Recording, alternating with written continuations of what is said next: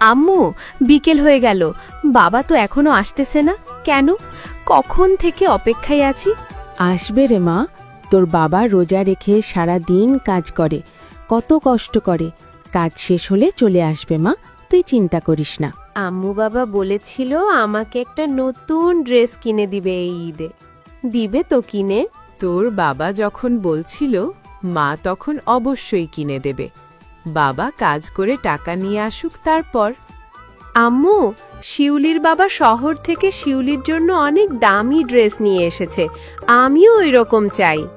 মারে, ওরা অনেক বড় লোক, ওরা চাইলে অনেক কিছুই কিনতে পারে, কিন্তু আমরা যে অনেক গরিব, তোর বাবা যেটুকু সামর্থ্য তার মধ্যেই কিনে দেবে, তুই চিন্তা করিস না মা।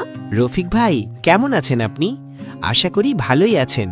সামনে তো ঈদ, ঈদের প্রস্তুতি কেমন? গরিবের আবার ঈদ ভাই, লবণ আনতে পান্তা ফোড়ায়। ছেলে বায়না করছে তাকে একটা রিমোট কন্ট্রোল বিমান কিনে দিতে।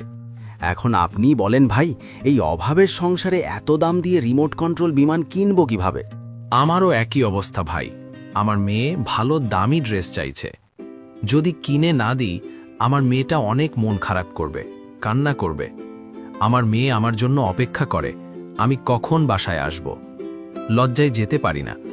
এদিকে মহাজনের জমি চাষ করি, কষ্ট করি, ঠিকমতো পারিশ্রমিক পাই না।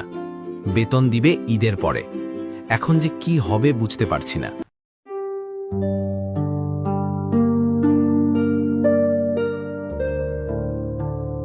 কি রে স্নেহা, কোথায় চললি? তোদের ঈদের শপিং হয়েছে? আমাদের তো হয়ে গেছে। আমরা অনেক গরিব, এজন্য এখনো শপিং হয়নি। কিন্তু আমার বাবা বলছে আমাকে সুন্দর দেখে ড্রেস কিনে দিবে। আমার বাবা মিথ্যে কথা বলে না। তুই আমাকে হাসাইলি? তুই পরবি নতুন জামা? আরে তুই তো গরিব, তোরা পরবি পুরাতন ছিঁড়া জামা। আমাকে দেখ, আমার বাবা শহর থেকে অনেক দামি দামি জিনিস কিনে নিয়ে এসেছে। শিউলি আপু, আমি এখন যাই, আমার দেরি হয়ে যাচ্ছে। আমার মা আমার জন্য অপেক্ষা করছে।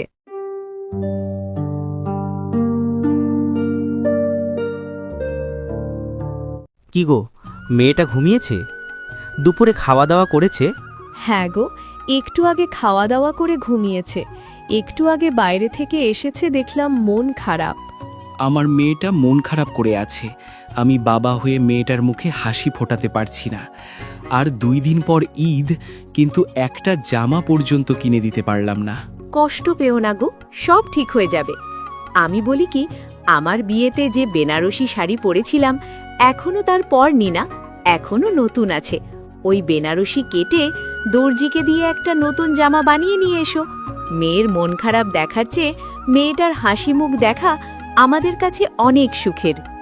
না না, এটা করা যাবে না। বেনারসি শাড়ি, এটা আমাদের শেষ স্মৃতি, এটা কাটা যাবে না।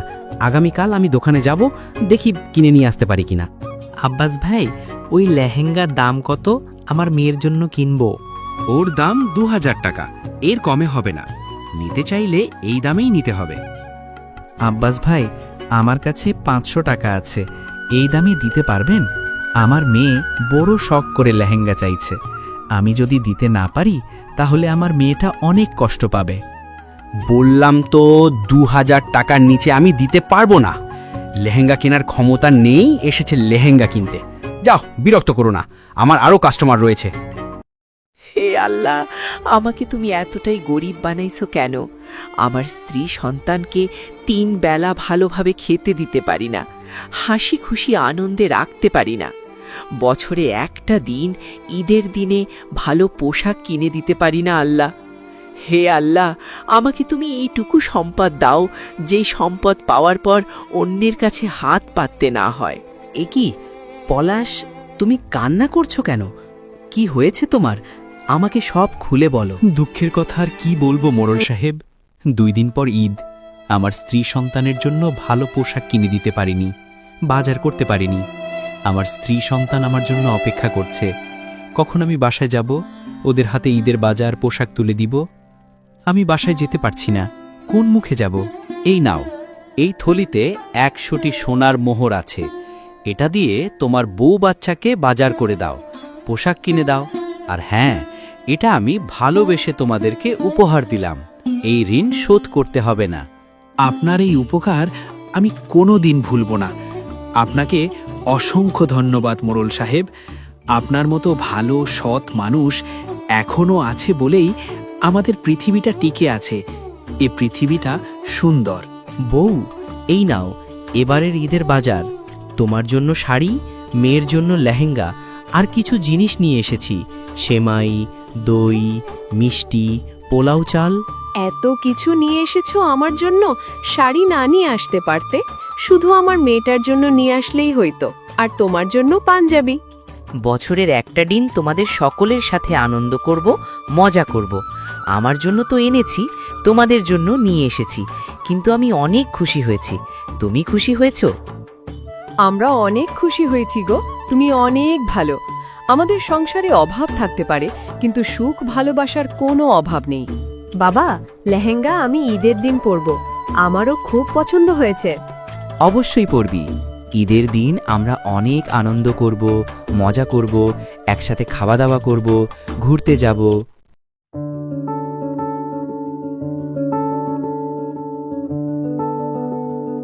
আপা, আপনি আমার বাসায় এসেছেন, আমি অনেক খুশি হয়েছি, অনেক আনন্দ পেয়েছি। আজকে আপনি আমাদের বাসায় ইফতার করে তারপর যাবেন। সে না হয় হবে, তবে তুমি একটা কথা বলো তো, তুমি স্নেহার সাথে খারাপ ব্যবহার করেছো কেন? ওরা গরিব বলে? দেখো, পৃথিবীতে সব মানুষ সমান নয়, কেউ গরিব, কেউ ধনী, সকল ধরনের মানুষই বাস করে। আজকে তোমরা অনেক ধনী মানুষ, আল্লাহ তোমাদের কোনো কিছুর অভাব দেয়নি, টাকা পয়সা, বাড়ি গাড়ি, সম্পদ সব কিছুই আছে। কিন্তু স্নেহা তাদের পরিবারে হয়তো আল্লাহ তোমাদের মতো অর্থ সম্পদ দেয়নি ঠিকই, কিন্তু সুখ ভালোবাসা দিয়েছে। স্নেহের সাথে খারাপ ব্যবহার করে ঠিক করনি। তুমি কি জানো, যারা গরিব অসহায় মানুষদের কষ্ট দেয়, দুঃখ দেয়, আল্লাহ তাদের ভালোবাসে না? তুমি কি চাও আল্লাহ তোমাকে ভালো না বাসুক? আপা, আমি আমার ভুল বুঝতে পেরেছি। আমি আর কোনো দিন গরিব অসহায় মানুষদের সাথে খারাপ ব্যবহার করব না। ঈদ মোবারক মা। ঈদ মোবারক বাবা। দেখো আমাকে কত সুন্দর দেখাচ্ছে। নতুন ড্রেস পরে বাবা আমাকে এত সুন্দর ড্রেস কিনে দেওয়ার জন্য তোমাকে অনেক ধন্যবাদ। আমি খুব খুশি হয়েছি। ঈদ মোবারক মামুনি। সত্যি আমার মেয়েটাকে রাজকন্যার মতো লাগছে। এই যে পলাশ, ভাবিজান, ঈদ মোবারক। আমিও চলে আসলাম। ঈদ মুবারক মহাজন সাহেব। দেখুন আমার মেয়েটা কত আনন্দ করছে, কত মজা করছে। এসব হয়েছে আপনার জন্য। আপনার ঋণ কোনোদিন শোধ করতে পারবো না। এভাবে বলো না, তোমার মেয়ের মুখে, তোমাদের মুখে খুশি আনন্দ দেখব বলেই একটু করেছি। স্নেহা আপু, তুমি আমাকে ক্ষমা করো। সেদিন তোমার সাথে অনেক খারাপ ব্যবহার করেছি, তখন আমি বুঝতে পারিনি। এখন বুঝতে পেরেছি কতটা ভুল করেছি তোমার সাথে খারাপ ব্যবহার করে। আসলেই তাই, ঈদ হচ্ছে শুধু ধনী লোকেদের জন্য নয়, ধনী গরিব সবার জন্য। আমি কিছু মনে করিনি শিউলি আপু, তোমাকে আমি সেদিনই ক্ষমা করে দিয়েছি। এখন তুমি তোমার ভুল বুঝতে পেরেছ।